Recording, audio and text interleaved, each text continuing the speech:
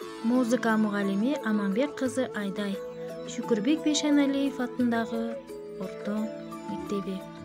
Анда балдар кайрадан музыка сабагы 5 класс, 1 чейрек 8 сабагыбызды улайбыз. Анда эместе биздин бүгүнкү өтө турган темабыз Залкар кылкыякчы Саид Бекмуратов жөнүндө өтмөкчүбүз. Ал эми сабактын максаты кылкыякчы Саид Бекмуратовдун өмүрү чыгармачылыгы менен таанышуу, топ жылкы көзүнүн сюжети менен таанышуу, кыргыз кымыз аркылуу патриоттукка, кыргыз када салтын урматтоого тарбияласыңар. Демек, биз бүгүнкү сабагыбыздын негизги максаты Саид Бекмуратов менен таанышуу. Залкар кылкыякчы Саид Бекмуратов.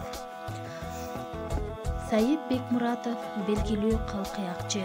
Кыргыз ССРинин эмгек сиңирген артисти Саид Бекмуратов 1901 жылы Ош областынын Кара Суу районунун Жылкелди айылында туулган. Кыяк тартып, комуз чепкенди чоң атасы Калымбектен үйрөнгөн. Кийин Нармат, Айдаралы, Ашыр сыяктуу чоң кыякчылардан таалим алган. Кыякчылык өнөрүнүн калыптанышына Мураталы Күрөңкеев көп жардам берген. Анын Паризат көөсү сүйүү темасына арналган.